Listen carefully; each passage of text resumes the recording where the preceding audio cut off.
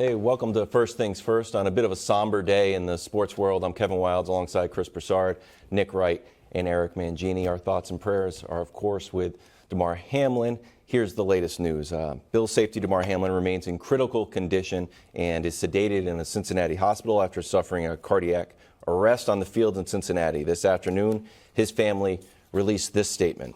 On behalf of our family, we want to express our sincere gratitude for the love and support shown to Damar during this challenging time. We are deeply moved by the prayers, kind words, and donations from fans around the country. They continue thanking the University of Cincinnati Medical Center, also the Bills organization, and Coach Taylor and the Bengals. Your generosity and compassion mean the world to us. Please keep Damar in your prayers. We will release updates as soon as we have them. Thank you from the Hamlin family. Nick, what are your thoughts this afternoon?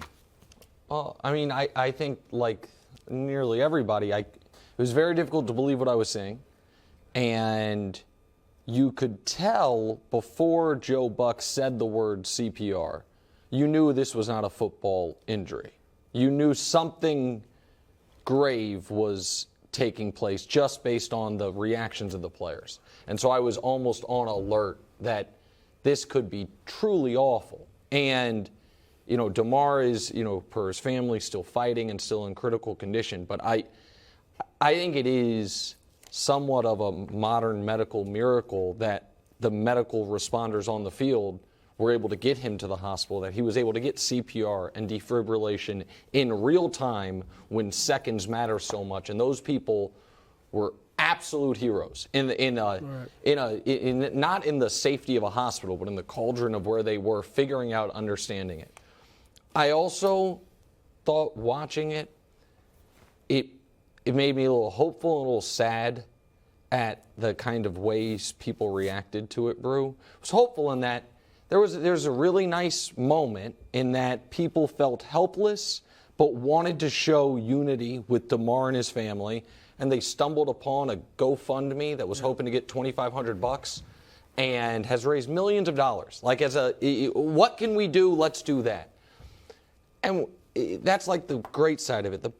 What was, to me, the really rough side of it from a humanity perspective is it seemed like because it was so sudden, tragic, and inexplicable, people were searching for a villain when there wasn't necessarily one. People were like, oh my God, the NFL wanted them to play 5 minutes later. I don't believe the NFL ever wanted them to play 5 minutes later. I think there was a lot going on, and the typical protocol is maybe you can get 5 minutes. This was not typical. Then people found tweets to get mad at. Then people were mad at the sport of football as a whole. Some people decided to blame modern medicine and vaccines for what was just an inexplicable, terrifying event. And it made me in the moment, I got to say, bro, two of the closest people in the world to me, my wife and you, my partner for years, are deeply religious people. And I'm not. And it made me a little envious in that moment and since then that I didn't have like that foundation of there's I don't want to say a greater purpose or a higher power or something, because I feel like at times like this, when there's an inexplicable tragedy, you're almost flailing about. Like, why did it happen to this kid in this moment? And then you learn he's such a good kid. And so I don't know if any of that made sense to the audience. I hope it did. But that's how I was feeling watching something we'd never seen on an NFL field before. No, that was well said, Nick. And I had a different perspective when it was happening than you and maybe all of you guys, because I was doing my radio show, The Odd Couple with Rob Parker, and I had the game on, but the volume off. So I'm watching it, and I see Hamlin down, and he's not really moving. And I'm already thinking it's bad because he might have a neck injury. I'm thinking he's going to be carried off on a stretcher or a truck, and that he'll give the thumbs up as he's going off the field. That's what I'm hoping for. And it keeps going on, and I'm kind of looking back and forth between doing the show. And then I start seeing players with tears in there, like Josh Allen, who was tearing up, and Tre'Davious Wright crying.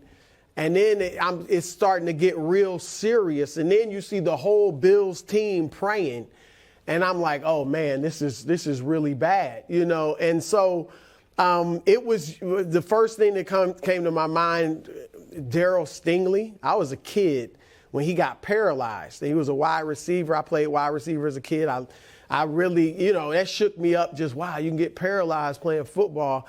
But I think, Nick, too, in the moment, there probably were people, fans, maybe some at the stadium, some watching, who were thinking they should play or, before they maybe know the gravity of the situation. And as you guys, maybe even now, some people might have been thinking that. You guys know I lost my dad. He died last week. And my dad was 79. He had stage 4 cancer. And when he died, I was off last week. That's made me look at so much that we love and that we talk about like it's of the utmost importance and it's life or death and, the Buccaneers and Tom Brady and all this stuff. And it really made me feel last week like none of that matters. It's not important at all.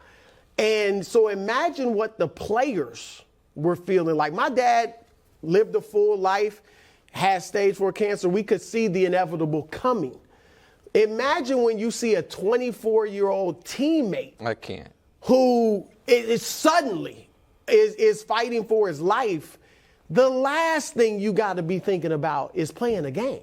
Right. And following the game plan and all that. So there's no way those players could have played, with last night. And I hope that fans, because we got some rabid fans in America, I hope they understand that the only thing to do last night was to do what they did and suspend the game, Coach. Yeah, and watching it for me, it was shock, it was disbelief, it was sadness.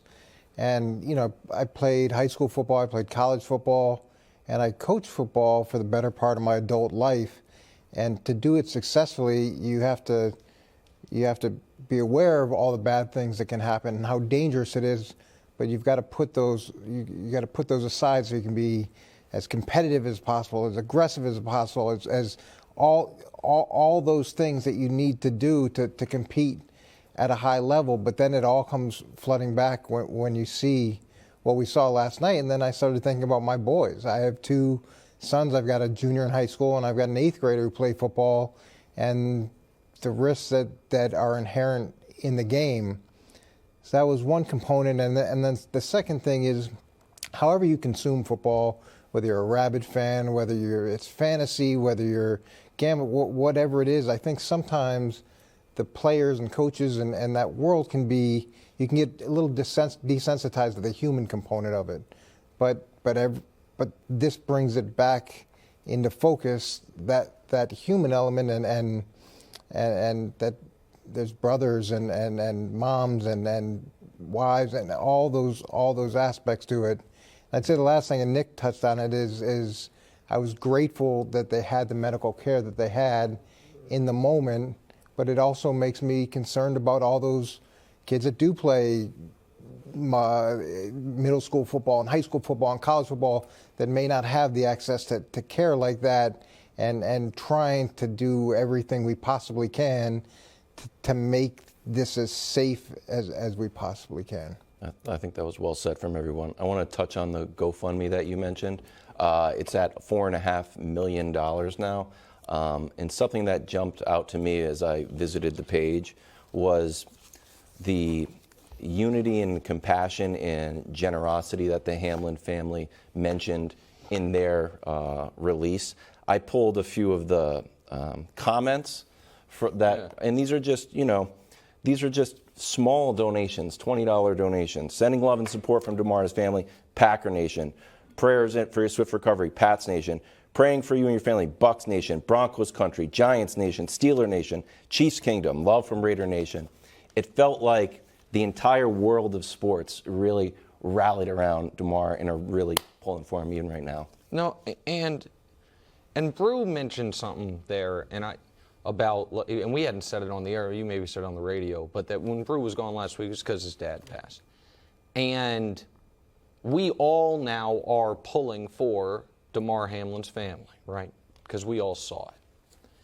I do think there is and sometimes it takes a shock to the system like this, where the entire nation now knows this name, knows this person, knows this family, to remind us that families and people go through sudden, unexplained tragedy all the time. And they don't have the nationwide outpouring of support, and people don't know.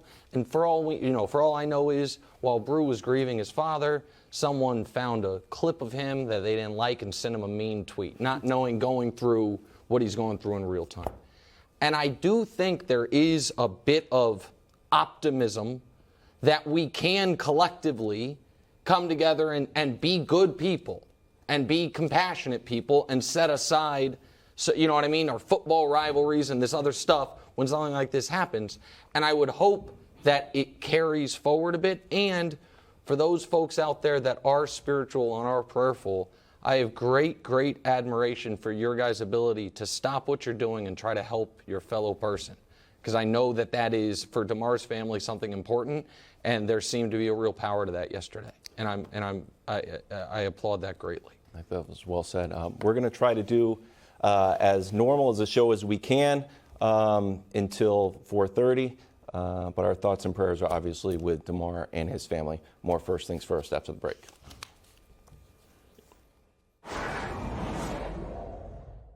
Thanks for watching. Subscribe here to get more from the show and to check out clips from other shows on FS1.